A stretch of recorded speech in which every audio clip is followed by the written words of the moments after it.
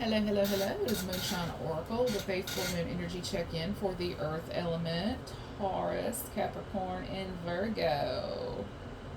I almost said like air and fire placement, so somebody could have air and fire in their chart very strongly.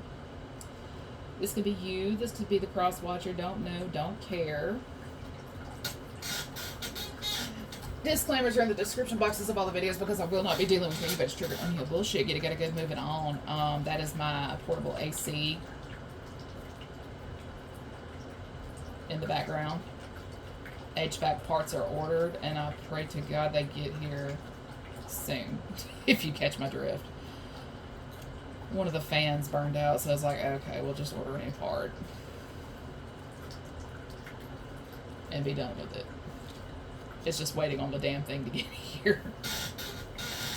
It will, like, this time of year, you will be stalking a tracking number like no one else's beeswax. And it's funny, and it's really not a mistake that I say that, because somebody here could really be stalking something pertaining to, like, people's blessings and stuff like that. But the thing is, we are, like, Mercury is getting ready to go back into the air fryer on Monday, which is full moon, right? So a lot of past energy is going to be coming up during Mercury retrograde. Transportation issues. Like, it's just not a good time to discuss business. What it is time to do is complete the projects you already got. And what kills me is I'm replacing the window film to the reflective one for the heat and stuff like that. And what it does for privacy is an added bonus. So somebody here takes you focusing on you very personally, and what I'm getting is it's somebody from the past. It's somebody from the past.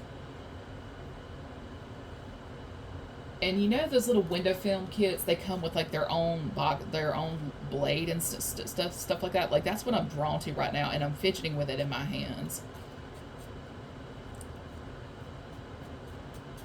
So somebody could be kind of anxious because they're trying to open a portal for those into to the craft. They're trying to open a portal in the name of regaining access to somebody.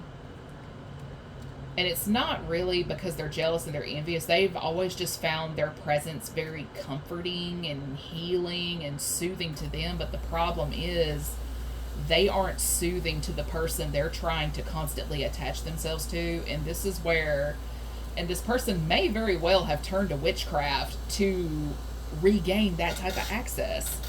But because, like, it's access denied. And what kills me is, just because you knew someone in the past does not mean you are meant to have a spot in their life forever and ever and ever.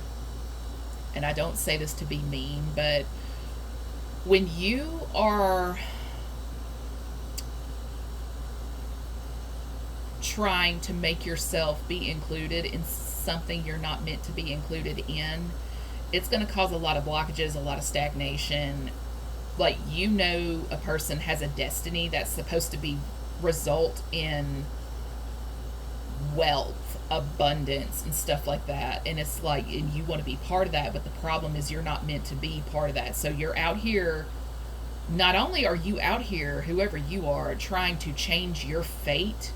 To change your fate means you end up changing the fates of others as well. And that's not always a good thing.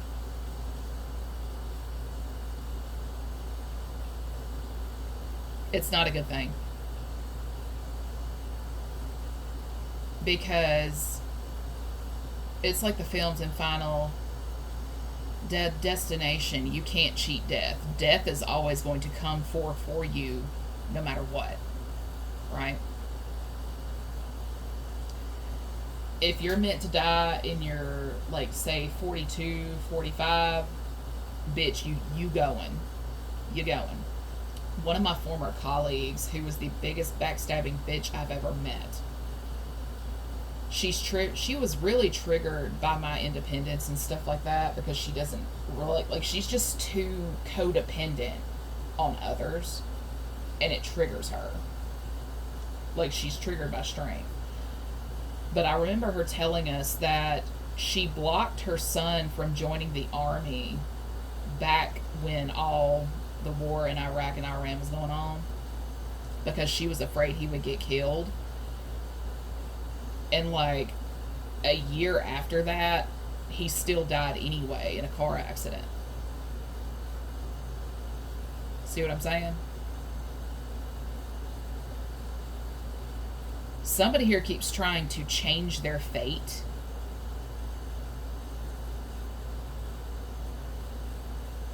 And I don't really think they mean to cause so much destruction, but this person may have found out that they were going to die for all the trouble they caused.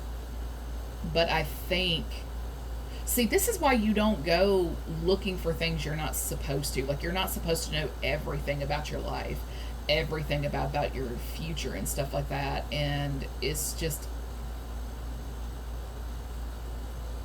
because one thing I do know is death can be a consequence. Like, you cause too much trouble, you gonna get snatched up out of here.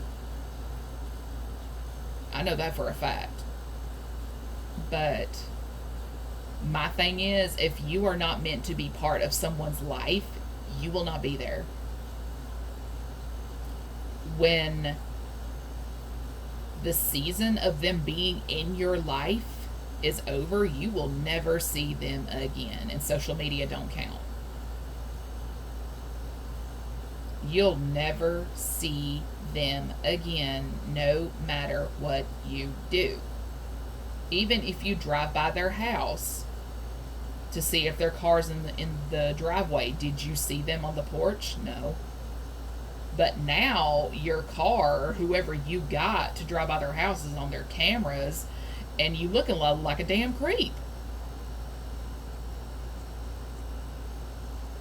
So this is somebody who cannot let the past go. It's giving, I peaked in high school or I peaked in college. Like, it's just tacky shit. And I don't do tacky shit. Let's get that out there. It's messy, it's childish. It's like this person is mentally and emotionally stuck in a paradigm that no longer exists. But the thing is, you may not have been the most popular back then. You may have been a little on the heavier side and stuff like that. But this person keeps trying to make it be as if it's forever 2006. And it's really getting annoying, because if you're not meant to be part of their circle, you will not be part of their circle. If you're not part of their dead destiny, you will not be part of their dead destiny.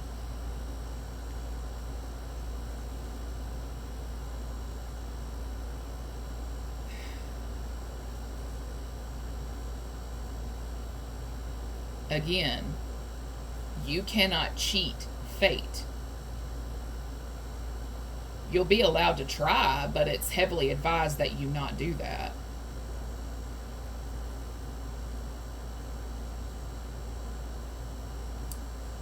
And again, if you, like, when a season ends, it ends.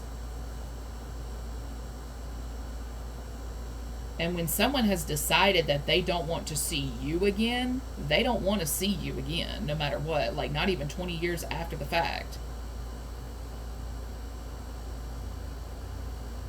It's a non-factor trying to make themselves be the end-all, be-all. Like, you are to work with me or else your life is going to go to shit type deal. And it's like, ooh, your line about to be damned or something, because you ain't escaping that fate. I'm gonna tell you this here and now. This person was given a test. He was told what he wanted to hear, and God allowed it, but it was to see what this person would do with that information. And this person has been on the destiny blocking, like he has been on some cock blocking bullshit ever since. But the thing is, had he just taken everything with a grain of salt, because there is a reason readers say for entertainment purposes only. If he'd have just taken everything with a grain of salt, instead of trying to be a cock blocker for somebody, he wouldn't be on the Death Angel scroll for collection.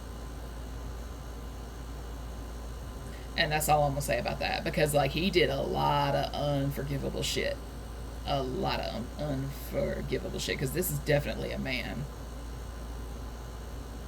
Because I don't see a woman, I see a man.